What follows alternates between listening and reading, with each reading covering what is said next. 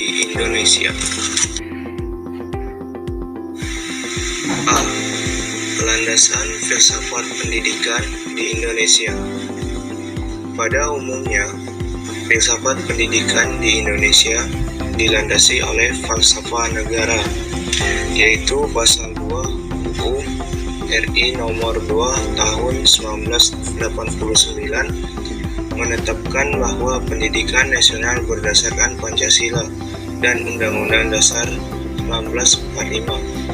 Penjelasan lebih rinci tercantum dalam UU RI nomor 2 tahun 1989 yang menegaskan bahwa pembangunan nasional termasuk di bidang pendidikan adalah pengembangan Pancasila. B. Sejarah pendidikan di Indonesia. Pendidikan di Indonesia pada masa kolonial. Sebenarnya pendidikan di Indonesia sudah dimulai dari zaman penjajahan Belanda. Akan tetapi, pendidikan masih ditentukan oleh pertimbangan ekonomi dan politik Belanda di Indonesia.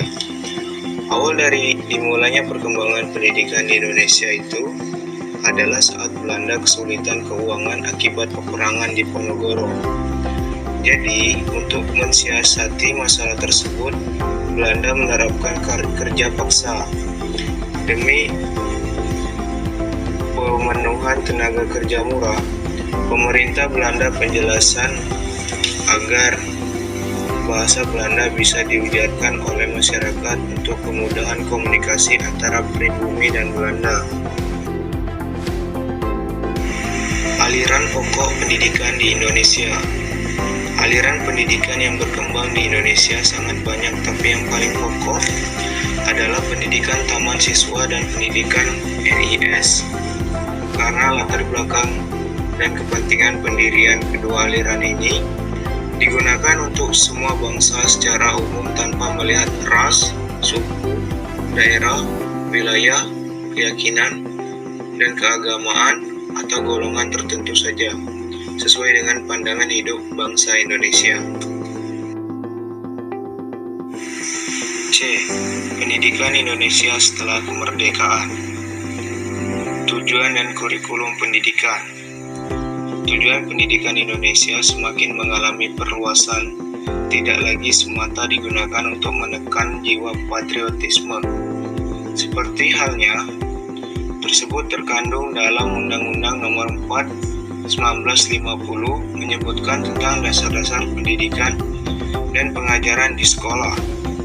Tujuan pendidikan dan pengajaran ialah membentuk manusia yang cukup dan warga negara yang demokratis secara bertanggung jawab tentang kesejahteraan masyarakat dan tanah air. Dan sudah ada kurikulum yang diberlakukan, walaupun kurikulum sekolah pada masa-masa awal kemerdekaan dan tahun 1950-an ditujukan untuk meningkatkan sistem kesadaran bernegara dan bermasyarakat, meningkatkan pendidikan jasmani, meningkatkan pendidikan watak, memberikan perhatian terhadap kesenian, menghubungkan isi pelajaran dengan kehidupan sehari-hari, dan mengurangi pendidikan pikiran. D. Pendidikan di Indonesia pada masa sekarang. Tujuan wajib belajar pendidikan dasar 9 tahun. Wajib belajar pendidikan dasar 9 tahun mempunyai dua tujuan utama yang berkaitan satu sama lain. Yang pertama, meningkatkan pemerataan kesempatan untuk memperoleh pendidikan bagi setiap kelompok umur 7-15 tahun. Kedua, untuk meningkatkan mutu sumber daya manusia Indonesia hingga mencapai SLTP. Dengan wajib belajar, maka pendidikan minimal bangsa Indonesia semula 6 tahun ditingkatkan menjadi 9 tahun.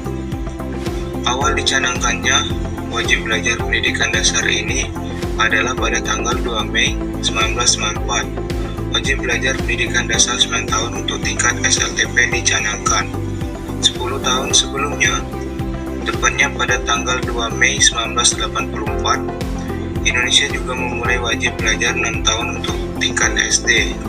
Bersamaan dengan peresmian berdirinya Universitas Terbuka, dengan dicanangkannya wajib belajar ini, indikator kuantitatif mencatat bahwa angka partisipasi meningkat sejalan dengan semakin bertambahnya ruang belajar, jumlah guru, dan fasilitas belajar lainnya.